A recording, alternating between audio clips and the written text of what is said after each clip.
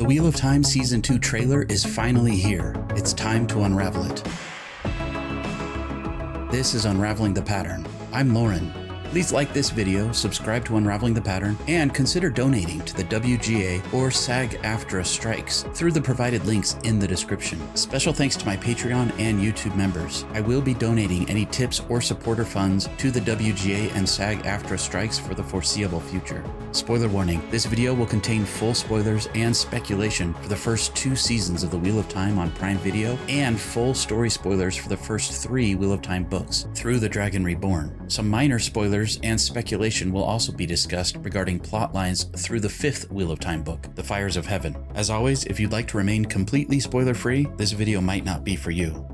Jumping right in, the new trailer has 110 shots. After removing title screens, there are 103 shots to look at. Some of these shots are repeats from past teasers, but I'll leave them here for now. Just looking at this grid, I feel like the color palette for Season 2 is much nicer looking than Season 1. I'm really getting a nice sense of gold and orange and even warm greenish blues. I feel like this is the season of gold. The Shan-Chan, the horn, Perrin's eyes, they all have a golden color theme that I'm loving. Even the title sequence that they've been using in promotional materials is more gold than in Season 1. Let's talk really quick about the dialogue and audio in the teaser before jumping into each shot. First, we hear Moiraine saying, "Everyone has a choice, and every choice has a consequence." We see Moiraine appearing to be suffering from the consequences of facing Ishamael at the Eye of the World and losing her access to the One Power at the end of Season 1. Then she says, "We didn't defeat the Dark One, we set him free." This is slightly different than a previous teaser where she said, "We set his strongest lieutenant free." The Wheel of Time series is all about the consequences of our choices. It seems clear that Rand and the others will be facing difficult choices throughout this season, with temptations from both sides. But who will choose the light and who will choose the shadow?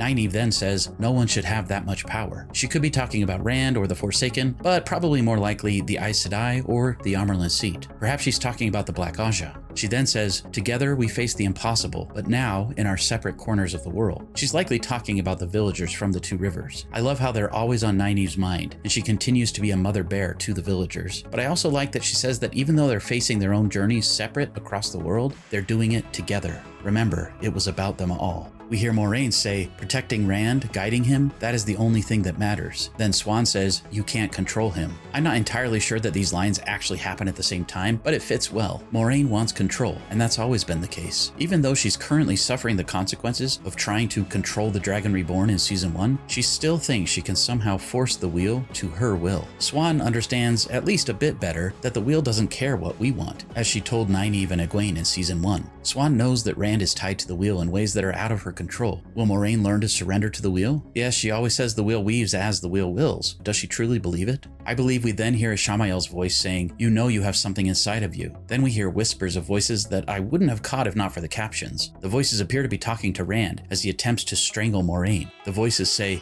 "Kill them all." Could this be the beginnings of the madness in Rand? Could he be hearing a certain voice already in Season 2? Ishamael continues, "Something calls for blood." I like this line because it could easily be aimed at any of the main characters. Rand is tainted by the corrupt One Power and has to fight violent tendencies. Perrin faces an inner wolf that wants to hunt and bite and kill. Mat faces an inner darkness that could lead to his corruption or betrayal of his friends. Egwene faces a world where she'll be forced against her will to hurt others, which is all the more sad, considering what she was willing to sacrifice for her friends in Season 1. They also show Nynaeve with blood on her hands and bits of what appears to be hair in her hand. Could this be her own hair from tugging too hard on her braid? Or could it belong to someone else, perhaps from her accepted test visions? Again, with themes of control, we hear Rand telling Logain, "I want to know how to control it." Then Moraine's voice, "The last battle is coming." And this amazing scene of High Lord Turok of the Shan-Chan opening the chest with the Horn of Valir and declaring, "The whole world will be ours." This gives me chills every time I hear it. On-screen titles then say, "To seek the light, you must brave the dark."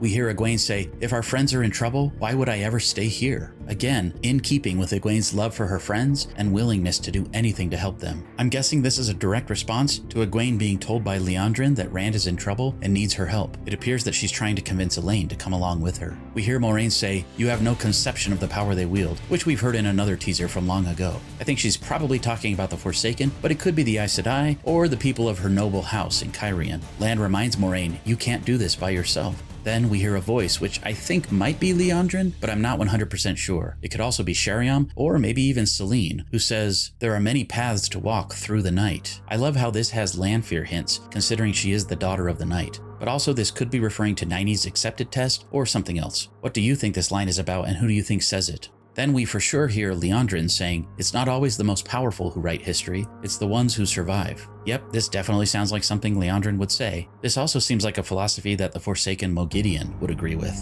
Then my favorite two lines in the trailer. Rand says, "I'm tired of being a spoke on the wheel," and Swan responds, "You're not a spoke, boy. You are the water that turns the wheel itself." Chills. I love that the few times we've seen Swan meeting with the main characters, she's giving these strong motivational speeches about doing what is right and not what is easy. This gives me the same vibes as her speech to Nynaeve and Egwene in Season 1 to accept the call of the wheel. The song that's playing in the background is called Control by Halsey. Here are just some of the lyrics, which I think are very fitting. "I tried to hold these secrets inside me. My mind's like a deadly disease. I'm bigger than my body. I'm colder than this home. I'm meaner than my demons. I'm bigger than these bones." Later it says, "I can't help this awful energy. You should be scared of me. Who is in control?" Another line, "I'm well acquainted with villains that live in my head. They beg me to write them so they'll never die when I'm dead. And I've grown familiar with the villains that live in my head. You should be scared of me. Who is in control?" The themes of Season 2, to me, are going to be about the puppets that are controlling things behind the scenes and how our main characters are trying to figure out how to deal with that. Does Rand have any real control? There are themes of cages and being tied to the wheel that are extremely literal this season. Rand is being influenced by voices and likely by Ishamael himself, but he's also being pushed and pulled by people like Moraine and Swan and Lanfear. Lan is probably going to be trying to help him figure things out a bit, but at the end of the day, Rand will have to make his choice. Duty is heavier than a mountain. Death lighter than a feather. What will Rand choose, and who is in control? I can't wait to watch Season 2 to find out. Okay, let's go through these shots as quickly as we can and try to find as many Easter eggs as we can. Please let me know what I miss in the comments. We've got more of this shot of Moraine. I'm pretty sure she's in the foregate outside of Cairhien. Then there's this shot of the White Tower. Even though we see Moraine and Lan with their horses in various shots, I'm still not completely convinced that Moraine will return to the White Tower in Season 2. So this could be part of a flashback, because you can just make out someone in blue standing here. Now I suppose this might not be Moraine, but who else could it be? There is a shot later of Moraine and Swan kissing, and I'm not entirely convinced this is happening in the present. So I'm thinking this White Tower shot could be a flashback. Perhaps we'll get to see the scenes of Moraine and Swan being raised to the Shawl, and then hearing the prophecy of the dragon's birth on Dragonmount. The problem is, this wouldn't be part of that, because it's winter outside when the dragon is reborn. Next, we've got sad Moraine taking a bath. It wouldn't be the Wheel of Time without at least one bath scene per season. This could really be happening anywhere, but my original guess was that it takes place before or in Cairhien. I believe these two shots of Rand wearing fine clothes will happen in a dream after he's met with Moraine, Lan, and Swan in Cairhien. I think this is probably part of the sequence where Rand is tied to the wheel and probably is being taunted by Lanfear. There might be dragons embroidered on Rand's collar, but more importantly, the rising sun of Cairhien is clearly visible on the back of his coat. I bet this is the clothing he'll be wearing to Barthanes' party. Then we get this shot of Moraine looking scared, which we've seen in other teasers. This fade in this next shot is probably the thing that's threatening her. However, there might actually be two fades, but I'll get to that. I like the slimy, almost slug-like look of the fade's skin. I can't place this scene of Ishamael, but he appears to be wearing the same clothes that he has in a later shot with the Shanchan. I love how he sort of Thanos snaps away into dust or something. It does feel like he is traveling in the same way that he appears to lose Theron in the Dragonmount prologue in Book 1. But it's a bit spoilery beyond Book 5 to speculate about what he's doing here, so I'll leave it alone for now. Also, I can't be sure what this thing is in the background, but there are like two frames that show this object behind Ishamael that seems like it's moving or falling over. This might just be the background sort of warping with a displacement or distortion effect as he apparates away. I know apparating isn't a Wheel of Time thing, I just couldn't think of a better word for it. This shot of Egwene practicing channeling is interesting to me because it looks like it takes place in a very similar location as the one with the accepted test archways. But I just don't believe Egwene will be in the accepted test room at all in this season. I guess we'll just have to wait and see. In keeping with Season 1, you can see her sort of gathering flows of the One Power from around her, but I can't be sure which flows she's channeling. They look white and yellow and maybe green to me. Is she pulling yellow flows of air from the air around her and green from the earth? We get this cool shot of Leandrin looking awesome as ever. Kate Fleetwood, we love you. I did notice this interesting necklace on Leandrin. What if this is the twisted stone ring that helps the girls to enter Teleron Riad later? We've definitely seen this Dark Friends social scene before. For those who may not know, the prologue scene from The Great Hunt, where the man who calls himself Bors meets with other Dark Friends in a secret location and is then given instructions by Ba'alzamon or Ishamael, is what we lovingly call the Dark Friends social. I've talked extensively about this shot before. There are 12 total chairs, including this empty one where Ishamael should be sitting. Padan Fain is very likely in this one here. In the previous shot, we saw Ishamael sitting down at the larger chair here, but in this new version of the shot, Ishamael appears to be walking away with a little person, possibly a little girl? I have no clue what this is about, but we do see hints of a little girl in a few other shots, which I'll get to. Who do you think this is, though? You think it's the same girl from the other shots? Nynaeve is likely talking to Alana in the White Tower kitchens here, which is why I think she's talking about the Amaryllis seat or the Aes Sedai. Then we got Ishamael channeling greenish flows of what I assume are earth. We see a naked woman with long hair who appears to be covered in blood, rising as if she's being freed from something. We've seen some of this before, and I'm still convinced this is Ishamael freeing Lanfear early on in the season. Then we get 4 quick shots of what appear to be that nighttime battle between Perrin's group and the Seanchans somewhere in the west. I've talked extensively about how I think this will fit in some of my other videos, but some new details in these shots include weaves on the Damane, which interestingly always appear to come from their wrists. In another shot later, you also see the Damane weaving flows, and they come from their wrists. I think this is supposed to indicate that the Damane aren't exactly channeling, but are instead only able to channel weaves as their Sul'dam dictates. Notice how the Sul'dam bracelets sit here on their forearms. I'm guessing this is why all of the shots of the Damane channeling show weaves coming from their forearms. They push yellow weaves of air at Uno, Masema, and I think this is Ingtar. We also see a close-up of Perrin being pushed away. If there was any doubt before about the location of this fight, I'm more convinced now than ever that it takes place in the same village where we see thatched rooftops later during the day, when Perrin and the others appear to be forced to kneel before a Seanchan noble to swear their oaths. I'll talk more about that in a minute. We see a door being opened with a big crank, and then it opens to reveal Nynaeve entering into what I assume is the accepted test chamber. These lamps being held by people standing outside of the doors appear to match lamps we've seen elsewhere. This is the 3rd location in the show where we see a sort of cave-like place with holes up above. We saw in the sacred pool scene in the Two Rivers, and again in the cave where Logain was held prisoner. Now, it's not exactly the same, but I do wonder if they're reusing set pieces, or if they're just trying to show a world that's literally broken with holes in it from the breaking of the world. Anyway, I love the look of the archways, and I'm okay if they aren't all touching each other like they do in the books. These Aes Sedai at Nynaeve's testing appear to be Sheriam, Lyanna, and Liandrin. Also, if I brighten this shot up, each archway definitely appears to have unique designs. I can't be sure, but it looks to me like the archways on the left and right are broken at the top, or aren't complete arches or something. Perhaps only one remains that works in the show.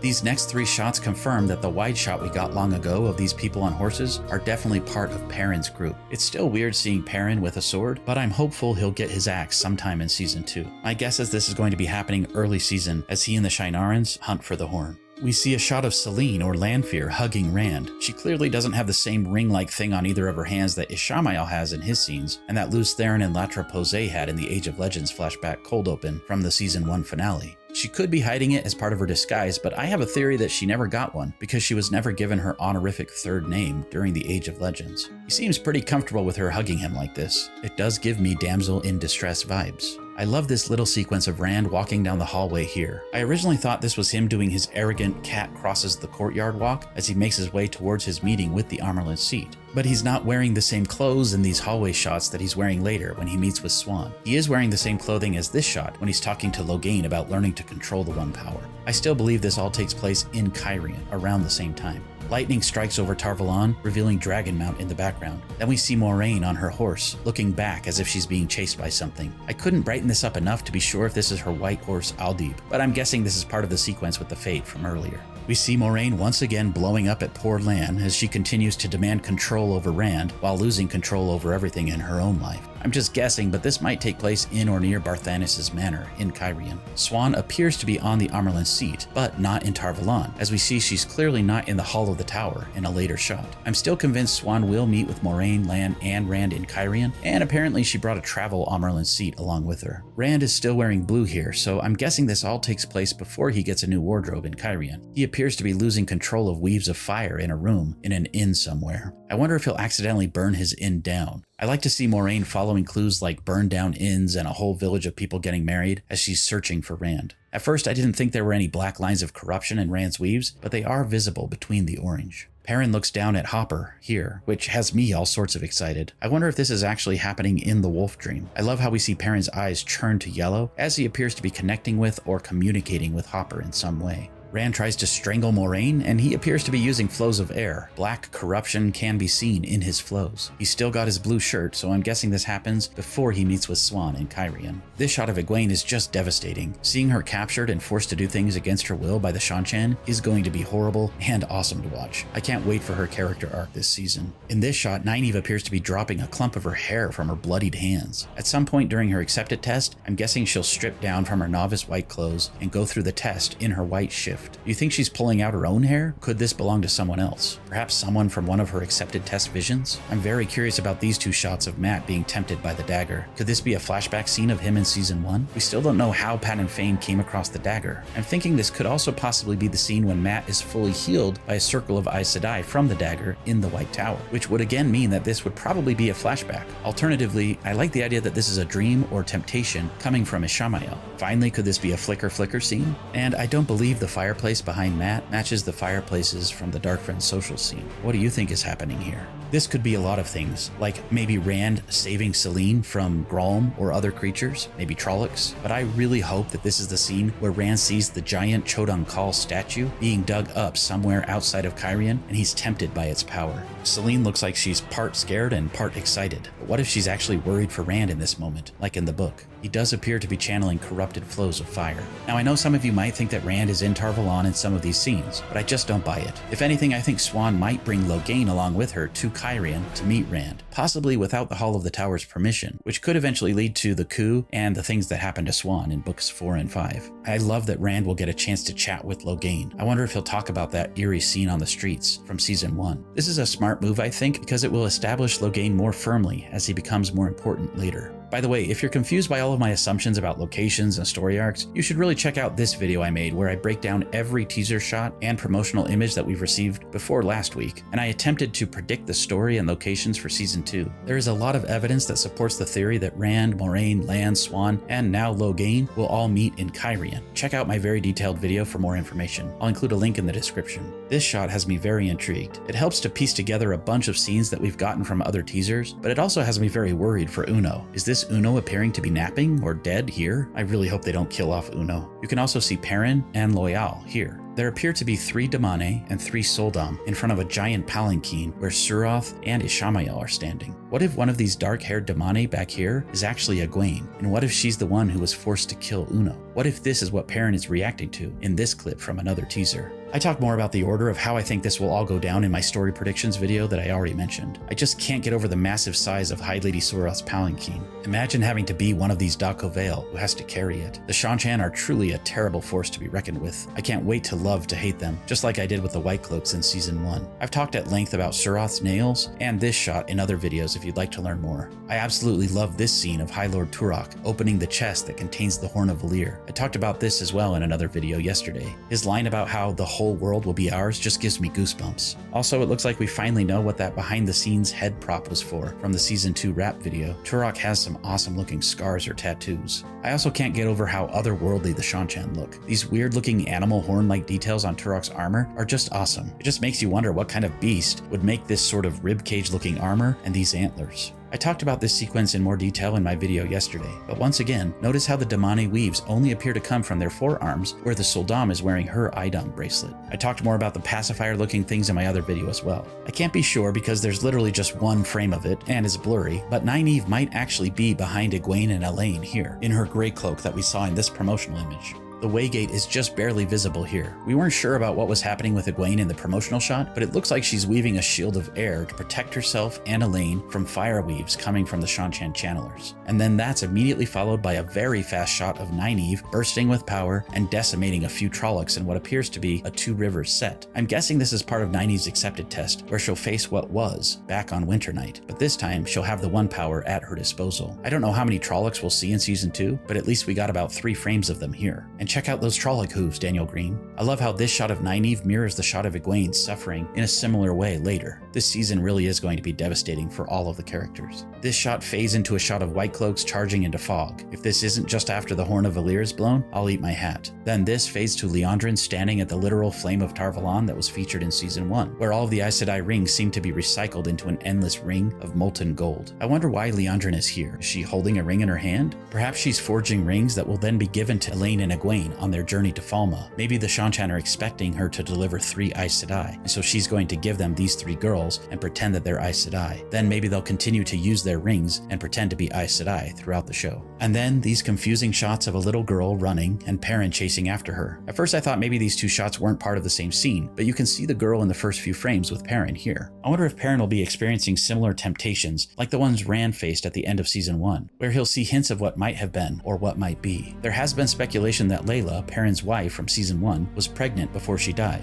This, to me, is the biggest evidence we've got so far, though, that we might actually be getting a flicker scene. I really hope that's what this is. Moiraine and Swan kiss. They appear too happy to be in the present, but I guess we'll just have to wait and see. While I do hope that they will one day be happy together, I'm not holding my breath. This could also be a flicker scene. Egwene and Nynaeve then embrace, probably in the tower. Lyanna and I think Sheriam channel flows to activate one of the arches for Nynaeve's accepted test. We were wondering if the arches would look silver when activated, and it appears that they do have a sort of silvery light coming from them. Egwene appears to be convincing Elaine to come along with her to save her friends here. I can't wait to actually see and hear Kira Coveney as Elaine. She looks like she's been having a hard time in the tower kitchens, being forced to scrub large pots. She's probably never washed a dish before in her life. I assume this is Moiraine in this scene, but where is she and where is she going? My first thought is that maybe she's stomping out of Adelius and Vandine's house, the 2 sisters she visits in the Great Hunt, or possibly Varen's house. I'll discuss this more in a bit. I've talked a lot about these next 2 shots, so let's keep going. This shot of Lan talking to Moiraine doesn't really mean anything to me, but I'm guessing it's part of her previous conversation about needing to guide Rand. Seeing Aviendha veil her face and fight White Cloaks is super cool. I love the Aiel fighting style we've seen so far, and this looks like it won't disappoint. Also, who is this man with a cane hobbling around here? Do you think this is Eamon Valda after he was injured by Egwene in Season 1? I like the idea that Eamon Valda sort of takes on Asunawa's place in the show. I'm not sure, but this could be Jay Duffy as well, as Dane Bornhold here.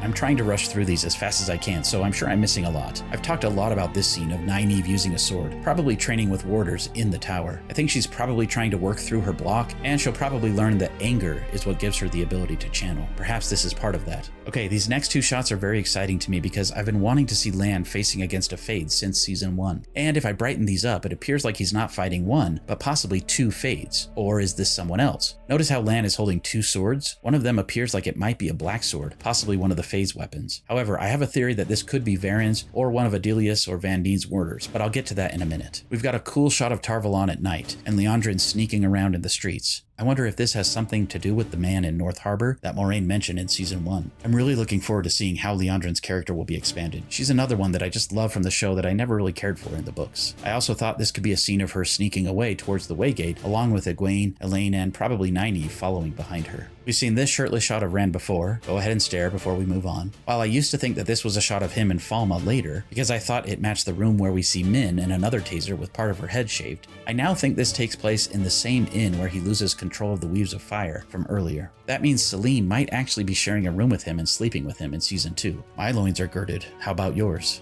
I love how the accepted test archway glows as Nynaeve exits. You can just make out the hair in her hand and the blood all over her shift. I wonder what happened in there. Here's another very curious shot of Perrin. I'm guessing this happens in Falma, probably sometime during the Battle of Falma with the White Cloaks, Shan-Chan, and Heroes of the Horn. Perrin appears to be fighting or possibly even killing a White Cloak here, and Perrin's eyes are golden yellow. Could this be Jeffrem Bornhold? Do you think Perrin will actually kill him? A major part of Perrin's story arc in the books is related to him killing 2 White Cloaks to defend a wolf, and then being falsely accused of killing Jeffrem Bornhold in Falma. Could he actually be guilty in the show of killing Bornhold? Also, who is this person in the background? It looks like it could be a little girl, or maybe Egwene? Could it be the same little girl from Perrin's dream, or the flicker sequence from earlier? Or is it just a background extra? I do like the idea that Perrin is willing to do violence if he is protecting those who cannot protect themselves. We get 2 repeat shots that we've seen before, of Egwene suffering while wearing the Damane collar and Rand tied to the wheel. We've seen these and discussed them multiple times. I'll talk more about Rand and the wheel in a second. It does appear like Liandrin is talking to Egwene here, but I can't make out any other details. And I already discussed the necklace, right?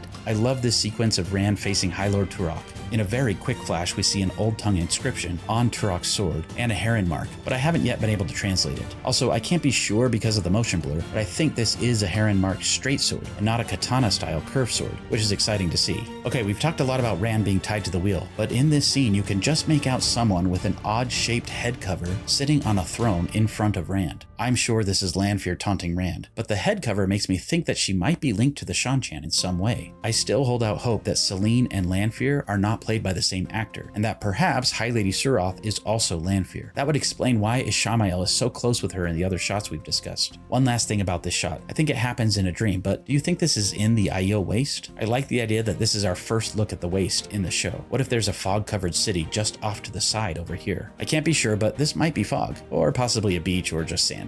These next two shots might go along with the shots of Lan fighting a Fade or two earlier. I thought this had to be Rand fighting this Fade because of the Sword of Fire, which Rand is very fond of using during and after Book 3. But when I brighten this up, I noticed that this is an older man, and there are orange fire weaves of the One Power being used to light the sword on fire. So now I'm thinking this is either Varen's warder or one of Adelius or Vandine's warders, pitching in to help Lan take down the Fade while their Aes Sedai helps them add flames to their blade. I think this scene will likely take place of the Dragcar scene in Book 2, when Moiraine nearly dies before being rescued by Land and Jaem, Vandine's warder. I personally hope this is Varen's warder, Tomas. Matt doesn't show up much, but when he does, it gets me hyped for his storyline in Season 2. He's hitting something or someone with a spear. Based on the promotional image we got a while ago, Matt has a quarterstaff or possibly a spear, and there appear to be ravens etched or engraved onto the shaft. Now I know it's too early, but what if this is somehow Matt's Ashendare spear? Perhaps he'll enter a redstone doorway during his time in Tar Valon? Even if it's just a regular spear, it's certainly foreshadowing a weapon to come. Then we see two quick shots of an explosion. I feel like this has to be some sort of attempted break-in by Matt, right? Imagine if he's using fireworks that he got from Aludra, the Illuminator, and uses them to bust a hole in the wall somewhere in or near Falma in an attempt to help save Egwene from the Shan-Chan. It's a fun mix of Matt from books 2 and 3. I'd pay money to see that. If not Matt, who is making this explosion happen? Is this in Falma or Cairhien or somewhere else? Could this be the Illuminator's chapter house blowing up in Cairhien? I honestly just assumed they'd cut that plot line, but I'd love to see it. Perhaps this is the same explosion that happens in some of the other shots from other teasers, which I believe happened in the Foregate just outside of Cairhien. It could also be something from the Heroes of the Horn, or a Damane, or something during the final battle in Falma, in the finale. If this wasn't clear before, the Armelin is not in Tar Valon in this scene. This is definitely taking place somewhere in Cairhien. There's a shot of her arriving in a carriage wearing these same clothes on the set that was built for Cairhien from another teaser. And you can clearly see the rising sun of Cairhien on the windows here. Rand is wearing fancier clothes here as well. I also love that Rand is in the center of the star on the ground as she tells him that he is essentially central to the wheel. I hope that people who complain in my comments about Rand no longer being the main character can chill a little. Obviously, this trailer is pushing Rand to the forefront, but it's also obvious that Rosamund Pike is a big part of the show and will constantly be a big part of their marketing. This does not mean that she is the one and only main character. I love Rand's look in this scene. I really hope Lan has taught him some Borderlander customs before this scene so that Rand can act arrogant in front of Swan. I'm guessing Moiraine could be in the room somewhere. I've heard some people say that they just don't think Moiraine will see Swan again after Season 1, but I disagree. I think she'll help Rand figure out a way to untie Moraine's shield, as I've discussed before. I'm really trying to get new people to go and watch my other videos for more background information if that wasn't obvious. If you stuck around this far, thank you so much for watching. Please keep comments respectful. Hateful, bigoted comments and name calling will not be tolerated. I hope that people see the time and effort that I put into my videos and that I've earned your subscription. I'm sure I'll be making more videos about this and other trailers in the following weeks. Apparently they've said we'll be getting content every Wednesday up until the season releases and even after, so I'll have plenty to do. Until next time, let the dragon ride again on the winds of Prime.